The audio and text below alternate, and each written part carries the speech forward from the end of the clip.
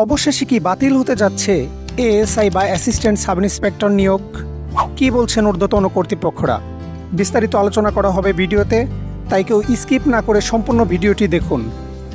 আপনারা সবাই জানেন, বাংলাদেশ পুলিশের ইতিহাসে এই প্রথমবার সরাসরি এএসআই নিয়োগ দেওয়া হবে বলে জানিয়েছিলেন বাংলাদেশ পুলিশের আইজিপি। এ বিষয়ে সমর্থন দিয়েছিলেন স্বরাষ্ট্র উপদেষ্টা ও প্রধান উপদেষ্টা। কিন্তু এখন গুঞ্জন উঠেছে এই নিয়োগ বাতিল করা হতে পারে। আসুন জেনে নেই কতটুকু সম্ভাবনা আছে এই নিয়োগ বাতিল হওয়ার।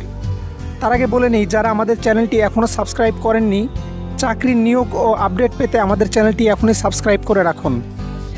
বন্ধুরা, নির্বাচনের পূর্বে বাংলাদেশ পুলিশের সক্ষমতা বৃদ্ধির লক্ষ্যে ৮,০০০ এএসআই নিয়োগ দেওয়ার কথা থাকলেও পরবর্তীতে সিদ্ধান্ত গ্রহণ করা হয় ৪,০০০ প্রার্থীকে নিয়োগ দেওয়া হবে, যেখানে ২,০০০ জনকে সরাসরি নিয়োগ দেওয়া হবে এবং ২,০০০ জনকে পুলিশ কনস্টেবল হতে পদোন্নতি দেওয়ার মাধ্যমে নিয়োগ দেওয়া হবে।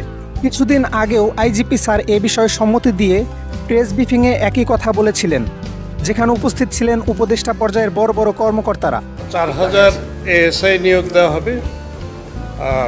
এর মধ্যে 50% হবে সরাসরি আর 50% হবে পদোন্নতির মাধ্যমে।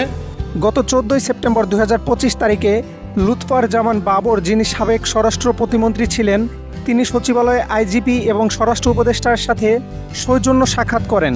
সাক্ষাৎ শেষে প্রেস ব্রিফিংয়ে সে সরাসরি এএসআই নিয়োগের বিষয়ে ঘোর বিরোধিতা করেন, যা এই নিয়োগ হবে কিনা এই ব্যাপারে একটা মুখ্য ভূমিকা পালন করে।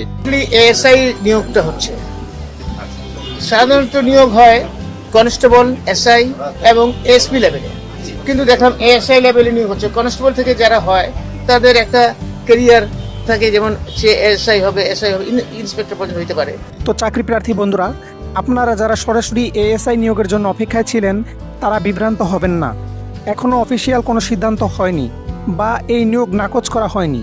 আপনারা প্রস্তুতি চলমান রাখুন। আপনাদের সবাইকে ধন্যবাদ এতক্ষণ ভিডিওটি দেখার জন্য। চাকরির এমন সকল আপডেট পেতে সাবস্ক্রাইব করে পাশেই থাকুন। আল্লাহ হাফেজ।